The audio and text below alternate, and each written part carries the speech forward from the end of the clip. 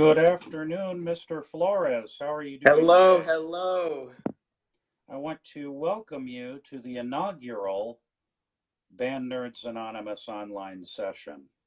Our goal here is to provide entertaining, lighthearted, fun, and joyful information and pedagogy to music educators across the United States. And we chose you to launch our inaugural episode because you are a younger teacher, a distinguished younger teacher who was recently nominated for the New Mexico Music Educators Association New and Emerging Teacher of the Year Award.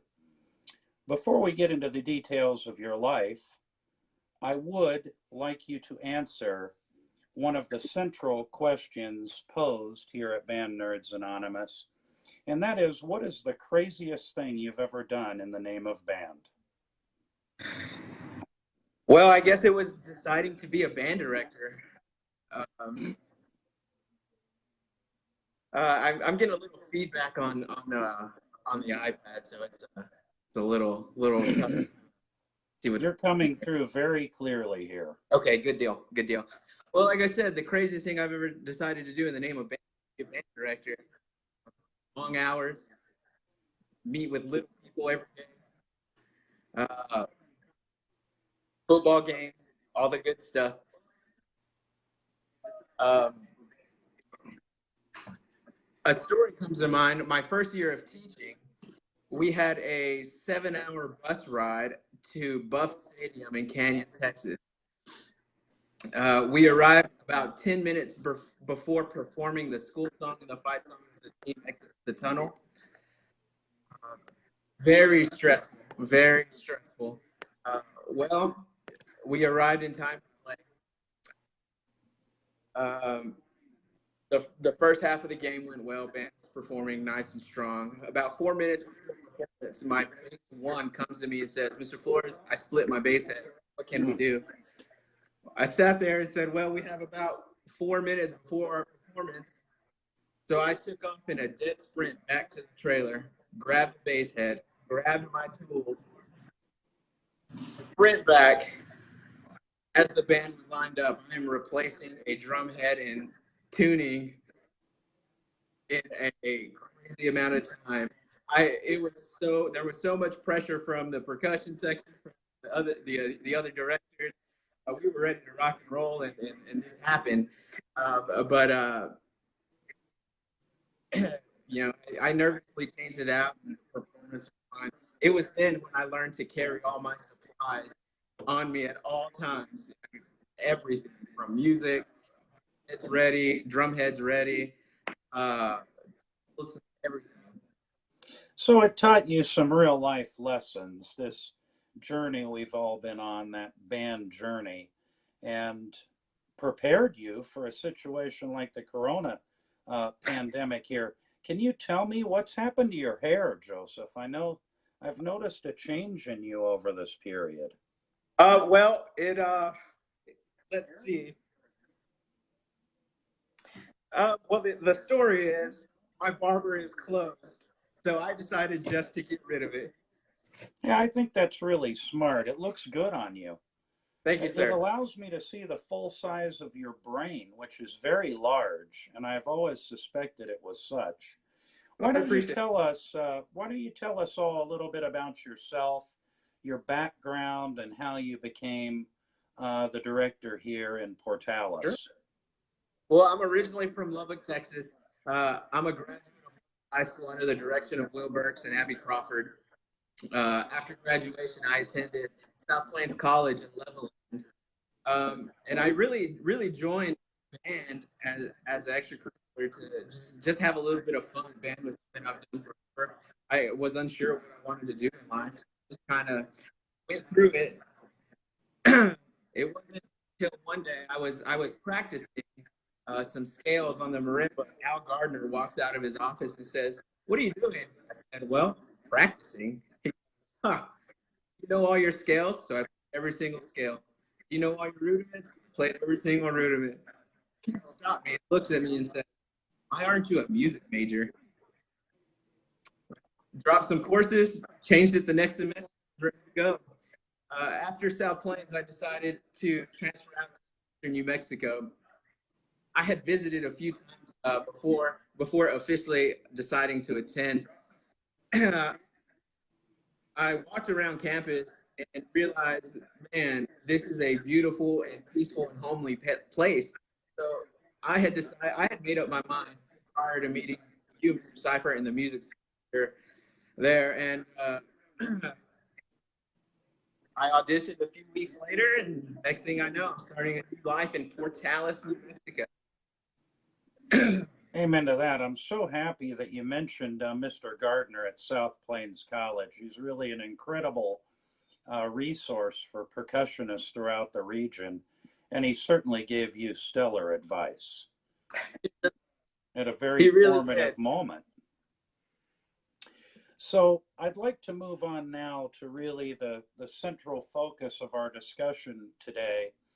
And I would like you to introduce your topic and then sort of go through your 5 things, Sure. the 5 things about the topic that you think are most important. If our viewers out there would like to pose questions to Mr. Flores regarding being new to the profession, we would certainly take those questions to him as soon as this portion of our production is concluded. So, Mr. Flores, what are your 5 things, and what is your topic in general? My topic is involvement. Now, this goes through involvement in your community, involvement in your school district, involvement in your musical district, and building relations. Community involvement. As a director, we find ourselves performing for the community very often, whether it's football games, parades, concerts, everything. The community wants to be part. So you need to be part of the community, especially outside of the band program. Once the community sees that you are supporting them, they will in return support you. Now this is outside of the band program. Be part of your local church. Sponsor another activity. Myself, I'm part of the baseball staff here at Tallahassee High School. I coach the freshman and the sophomore team in the summer, so I get to build those relations with kids and parents that are not usually in my band program. Just be productive in your community. Make your appearance known. Know people by first name basis. So support other activities. Attend everything. Athletic events, community events, community center events. Be a part of your community and be involved as much as possible. Now I've talked about community involvement. I want to talk about district involvement. Be a part of your district in all aspects. Support your other staff and administration. Most importantly, support your custodial staff. You're a family at the school. You basically see these people probably more than you see your own family. So get involved, know them by name, know their kids, know what everything that everyone is involved in. Make your rounds, say hello, shake hands, make them feel like you care about them, because you should. Because in return, they're going to care about you. Mm-hmm.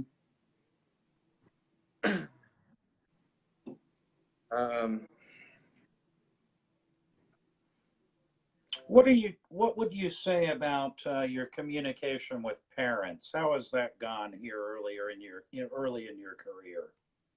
Communicate everything as much as possible, not just bad, but communicate the good. And once again, that's you can communicate through many platforms: email, Remind 101, text messages, passing in the community. I see parents at Walmart and talk band and talk other classes with them, make sure what they're supposed to be doing, especially at this time. It's where you're quarantined and moved to online schooling. So you've maintained fairly consistent contact with all of the students in the Portales Junior High Band? Oh, yes, sir. Every week I've been calling every student, every parent. I've been if I can't get a hold of them while phone call, I send them a text message. I just ask for them to remind. I respond easily and just check in on their well-being because they're suffering just as much as we are right now. And do you find that by maintaining this consistent contact with these students, that you feel better about both recruitment and retention moving forward to next fall? Yes, sir. I believe me staying with the students as much as possible is allowing them to say, "Hey, Mr. Flores really does care. He cares about us as people and not just as my student." So hopefully by that I can retain as many students as possible. Now, on the subject of recruitment, I know that the COVID pandemic struck before most schools had scheduled, maybe not scheduled, but taken their school recruitment tour. I assume that's what happened here in Portales. So, what types of things have you done to try to, uh, mitigate? Mitigate's a very popular word right now.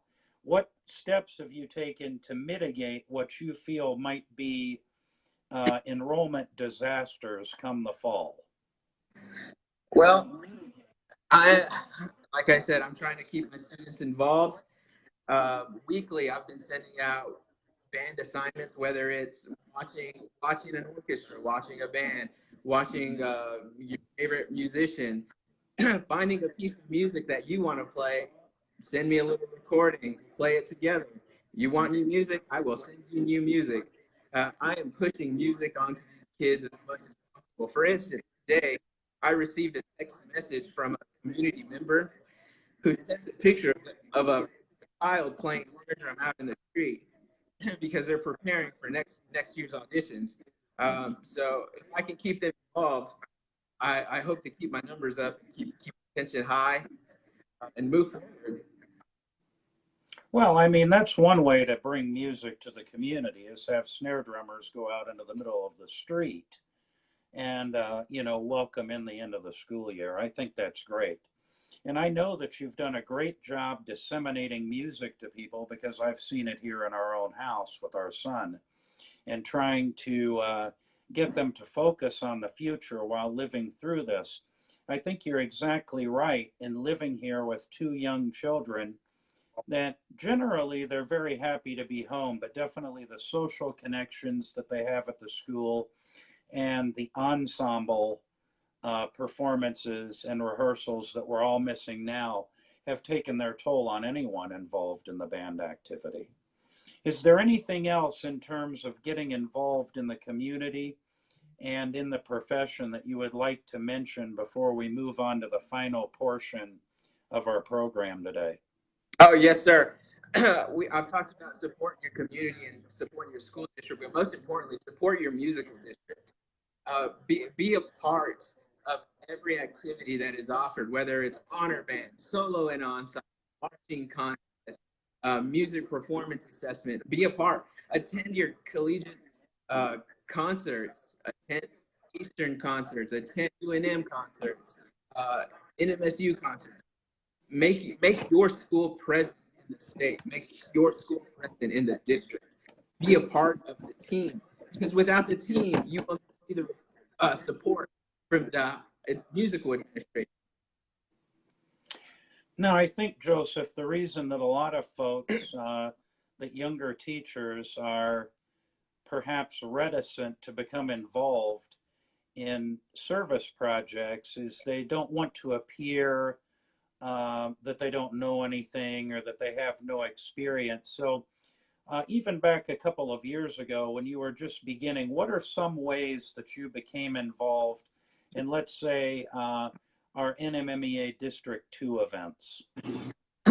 Well, I was a percussion judge for honor band auditions, so I got to build relations with teachers while I was a student. I got to know the staff well. I got to know the Atlas staff well and the surrounding area very well. And then just by knowing them, I said, hey, do you need some help percussion wise? I can go out there these days. I can go out there these days. Here's my cell phone. If you need anything, you call me. And building these relationships have helped me as a teacher. If I don't know something, now I know I can call. I can call Roswell. I can call Lovington, and they're willing to take the time out to help me build my program. Yeah, and I think that's a really important point to share with our younger viewers.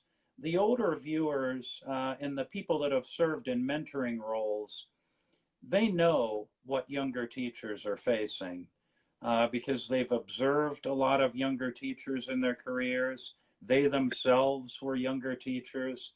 And I think that if you just take one step forward, you'll find that the more seasoned music educators, not only in our region, but all across the country, are very supportive. Band directors certainly believe in ensemble and doing things together. So I think it's important to take that first step. You know, you Yes, have to sir. take the first step in faith and get involved. And I know you've done that at both the district and the state levels. In specific, within your area of expertise, what is your area of expertise as far as major instrument and helping out in auditions and sectionals and things like this? Well, they're always needing percussion judges for some reason. So really, just throw your name out there. Whether you play percussion or if you play any other instrument, throw your name out there. Go forward towards the other staff and say, "I would like to be a part of your team." Because remember, it is a team. Yeah, and I think you then, as you alluded to, you start to build your own professional network very quickly because the people around you need help too. Everybody needs help, and it really mobilizes this curiosity. So you become more curious about how folks are doing things in different districts. And then your music educator toolbox starts to fill with different approaches to handling different situations. And pretty soon, you're highly effective. And this is true. You get to build your own pedagogical approach. I like to say you get to find your teaching voice. Um, Being part of somebody's classroom, you get to see many teaching voices, and you have to figure out what works for you. I learned that from June Bearden, watching this Bearden teach at Friendship. Mhm. She said, Flores, you can't teach like me. It's not going to work. You have to find your voice. And that's one thing I've really tried to focus on through my experiences in the classroom. Right. Well, I mean, you were very fortunate to student teach with such an experienced, superb teacher like Mrs. Bearden. So I'm very glad that she told you that. It's like we say in conducting class, you know, I don't want the students to look like myself, and I don't want them to look like Jerry Junkin, because there's only one Jerry Junkin. So just focus on being yourself. And I think that that certainly applies to this advice that you've shared today about seeking out networks, connectivity, and mentorship from the older people. Once you take that initial step, everything else is much easier, right? Yes, sir. It's like if you have difficulty practicing, try to practice for 10 minutes, see how that goes, and then come back the next day. And you might just find that everything begins to improve and you really enjoy practice. So, you know, we have to sort of take the first leap in faith. I think that's great. I'd like to remind our viewers that Mr. Flores will be taking questions very shortly. If you wish to ask any of him, that would be wonderful. What I would like to close with is just a little sage advice from a young teacher. And this doesn't necessarily need to be designed for younger teachers, but it certainly can be. What do you think is a really important piece of advice for a music educator? Well, one, you got to love your students because they're your family. Like I said, you see them probably more than you see your own family. They will be by your side through thick and thin. But you need to go home and love your family. Your work hours should not extend into the evening. You can turn it off, go home, and continue the next day, because I promise you it will always be there. That's coming from a workaholic. I love being in my office, but sometimes I have to turn it off and go home. You know, I think that you make a very interesting point there, Mr. Flores. I was speaking to one of our faculty members the other day, and I think throughout this pandemic, we've all taken time to sort of inventory our pre-COVID life and think about what our post-COVID life is going to look like. And this particular faculty member stated to me that they felt we need to reset our priorities. And one of the things that was mentioned was what you just stated. At 5 p.m. or whatever time you have determined is the end of your day, you should really focus on the rest of your life and leaving the job at the job so that you can return the next day reinvigorated. And all of your days don't seem to blend together into one continuous day. And the example that this individual used was that there was suddenly the opportunity to binge watch an entire Netflix series, which normally wouldn't have happened. And this individual said it was a great series and it positively impacted my feeling about life and my general well-being. So I think that when this is over, I need more time to do things like that for myself. So I think that is a very insightful point from a young teacher. And I'm glad that you have made that determination at this stage in your career, rather than it being too late to decide, gosh, I need to go home. I have to watch Tiger King. You cool cats and kittens. So, we at one point here today, our viewership peaked at 36. I think that's fantastic for our first show. All I'm right. scrolling through now to see if we have any unique questions. You've already answered a question from Heather, and that was advice for a beginning teacher. I wonder if anyone else that out there might have a question that we could pose to Mr. Flores.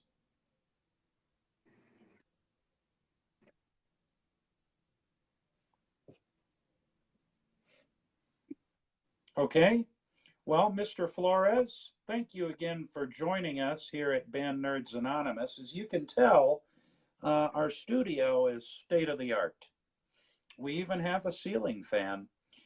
I would like to congratulate you once more on your nomination from District 2 of the New Mexico Music Educators for the New and Emerging Teacher of the Year Award. Of course, our statewide award winner will be announced at the All-State Conference in Albuquerque in early January.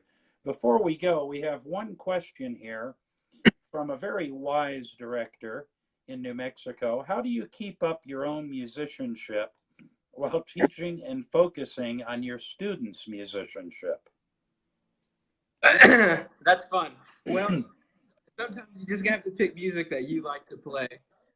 You have to arrange things and just say, we're going to siren this today, keep your sanity. Other than that, find some friends to play with, maybe on the weekend, and go around and have a gig or so. Amen. Well, Mr. Flores, thank you very much for joining us today. I feel like we kicked off our educational series in great style with you. I hope that everyone out there has a pleasant rest of your afternoon. Keep it fun. Keep it joyful. Bye-bye. Thank you. Thank you for having me. You bet.